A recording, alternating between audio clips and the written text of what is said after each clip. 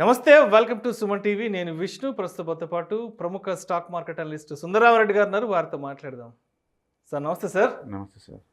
సుందరరామరెడ్డి గారు, ఇప్పుడున్న ఈ రోజుల్లో ఇప్పుడున్న ఈ ఖర్చుల్ని తట్టుకొని ముందుకి వెళ్ళాలి అంటే ఒక్కరికి వచ్చే జీతంతో ముందుకెళ్ళడం అనేది అయ్యే పని కావట్లేదు. అయితే ఒక్క ఇన్కమ్ మీద మాత్రమే ఆధారపడకుండా వేరే ఇతర ఇన్కమ్ సోర్సెస్ని ఏ విధంగా క్రియేట్ చేసుకోవచ్చు అంటారు? రైట్. సో ప్యాసివ్ ఇన్కమ్ ఉంటే దాన్ని మేనేజ్ చేసుకుంటూ మనం సంపాదించుకోవచ్చు అండి. అందుకని ఎక్కువ సంపాదించాలి. ఆ సంపాదించిన దాంట్లో బాగా ఎక్కువ సేవ్ చేయాలి. ఆ సేవ్ చేసింది మంచి వెహికల్లో ఇన్వెస్ట్ చేయడం ద్వారా మనం ప్యాసివ్ ఇన్కమ్ క్రియేట్ చేసుకోవచ్చు. ప్యాసివ్ ఇన్కమ్ వచ్చేటప్పుడు ఏంటంటే ఒకసారిగా పెద్ద మొత్తం రాదండి. ఇట్స్ ఏ టైం టేకింగ్ అనమాట. ఫస్ట్ వచ్చే డబ్బులు కొంచెం ఒక మొబైల్ ఖర్చులు మైనింగ్ వస్తాయి. తర్వాత వచ్చే ఖర్చులు కారు లోన్ మైనింగ్ వస్తాయి. తర్వాత మీ శాలరీ రీప్లేస్ అయ్యేంత వస్తుంటుంది. అందుకని it may take some time అనమాట. డెఫినెట్గా ఓవర్ పీరియడ్ ఆఫ్ టైంలో మీ శాలరీ ఇవన్నీ రీప్లేస్ అవుతుంటాయి. యాక్చువల్గా మీరు ఆర్డినరీ లైఫ్ స్టైల్ దగ్గర నుంచి కంఫర్టబుల్ లైఫ్ స్టైల్కి మారాలి అంటే ఖచ్చితంగా మీరు అచ్చం ఒక జాబ్ మీద సర్వ్ చేయడం కష్టం. అందుకని 9 to 5 మీరు జాబ్ చేస్తున్నా సరే ఈవినింగ్ మళ్ళీ 5 to 9 o'clock వరకు అడిషనల్ వర్క్ చేయడం ద్వారా, కొత్త స్కిల్ డెవలప్ చేయడం ద్వారా, నీ మీద నువ్వు ఇన్వెస్ట్మెంట్ చేసుకొని గ్రోత్ మైండ్ సెట్గా మారడం ద్వారా అడిషనల్ ఇన్కమ్ సోర్సెస్ బిల్డ్ చేసుకోవచ్చు అనమాట. మనం ఇక్కడ స్టాక్ మార్కెట్లో ఉంటాం కాబట్టి మేజర్గా మనం ఇక్కడ 4 రకాల ప్యాసివ్ ఇన్కమ్ జనరేట్ చేసుకోవచ్చు. ఒకటి real estate investment trust. REITs అంటారు వీటిని. ఇప్పుడిప్పుడే ఇండియాలో అది మూమెంట్ గెయిన్ అవుతుందండి. కంపేర్ టు ఈ డెట్ ఫండ్స్తో పోల్చుకున్నప్పుడు ఎక్కువ రిటర్న్స్ వస్తాయి.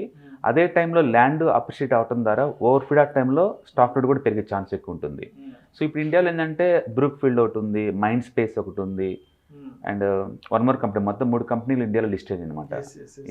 వాటిల్లో మనం ఇన్వెస్ట్ చేయడం ద్వారా యావరేజ్ మీద 5 to 7% డివిడెండ్స్ వస్తుంటే ప్రయాణం, ప్లస్ లాంగ్ టర్మ్లో వెల్త్ క్రియేట్ అవుతూ ఉంటుంది. ఎందుకంటే అప్రిషియేషన్ జరుగుతుంటుంది కాబట్టి.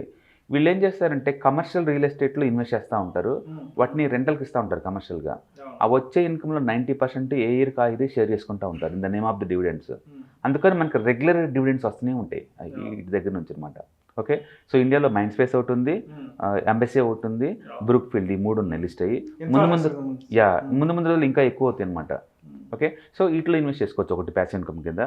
రెండోది బిజినెస్ ఇన్కమ్ అండి. మనం ముందే అనుకున్నట్టు ఈవినింగ్ 5 నుంచి 9 దాకా వర్క్ చేయడం ద్వారా, కొత్త స్కిల్ పెంచుకోవడం ద్వారా, లేకపోతే కొత్త బిజినెస్ ఇంప్లిమెంటేషన్ లాంటివి చేయడం ద్వారా అడిషనల్ ఇన్కమ్ జనరేట్ చేసుకోవచ్చు అనమాట.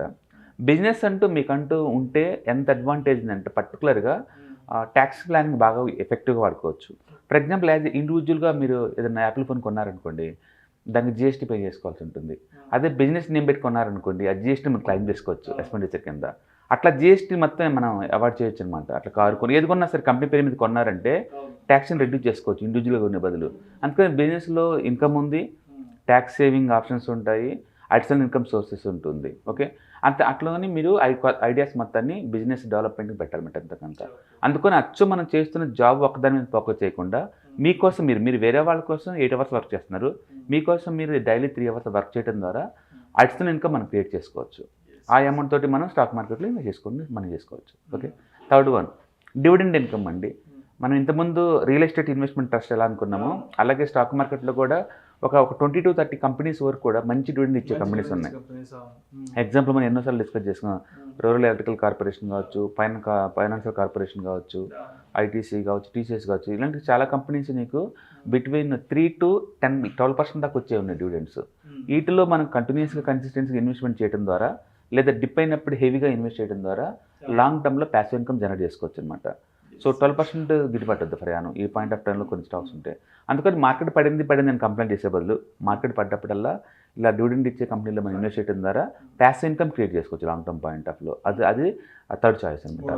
ఫోర్త్ వన్, మీ దగ్గర స్టాక్స్ ఉన్నాయి అనుకోండి, ఆ స్టాక్స్ కనుక ఫీచర్స్ అండ్ ఆప్షన్స్లో కనుక్కుంటే ఎవ్రీ మంత్ ఓటీఎం కాల్స్, అంటే ఇప్పుడు లైవ్ మార్కెట్లో ఉన్న ప్రైస్కి దూరంగా ఒక 7%, 8% దగ్గర కనుక మనం కాల్స్ అమ్మామనుకోండి, ఇన్వెస్ట్మెంట్ అవసరం లేదు. ఎందుకంటే మన దగ్గర పోర్ట్ఫోలియో ఉంది కాబట్టి వాటిని కొలాటరీస్ ఇక్కడ ఇచ్చే బ్రోకర్కి మనం ఎవ్రీ మంత్ అమ్మటం ద్వారా అడిషనల్ ఇన్కమ్ మంత్లీ 1 or 2% సంపాదించుకోవచ్చు. లాంగ్ టర్మ్ పాయింట్ ఆఫ్ అది కూడా నీకు 10 to 15% దాకా వస్తుంది ప్యాసివ్ ఇన్కమ్.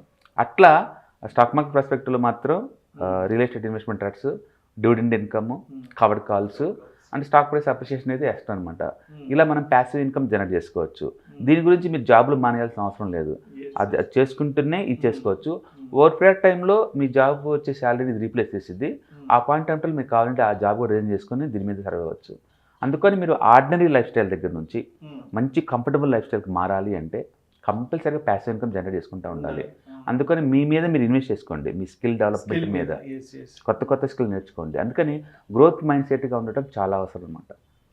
నాకు రావట్లేదు శాలరీలు, వేరే వాళ్ళు నాకు ఆపర్చునిటీ ఇవ్వట్లేదు అని అన్ని కంప్లైంట్ చేసుకుంటే బదులు మనమే కొత్త స్కిల్ డెవలప్ చేసుకుంటూ దాని ద్వారా ఇన్కమ్ జనరేట్ చేసుకొని ట్రై చేయడం చాలా బెస్ట్ అనమాట. ఇవాళ రేపట్లో ఆన్లైన్స్లో అన్ని చోట్ల దొరుకుతున్నాయి కాబట్టి, యూట్యూబ్లో చాలా స్కిల్స్ ఫ్రీగా దొరుకుతున్నాయి కాబట్టి మనం ఎన్హాన్స్ అయ్యి ఆ ఇళ్ళలో మనం ట్రై చేయొచ్చు అనమాట. అట్లా ఇనిషియల్గా కొంచెం స్ట్రగుల్ అయినా సరే లాంగ్ టర్మ్ పాయింట్ ఆఫ్లో ప్యాసివ్ ఇన్కమ్ ద్వారా అన్ని రకాల ఎక్స్పెండిచర్ని మనం మేనేజ్ చేసుకోవచ్చు అనమాట. Thank you sir, thank you so much.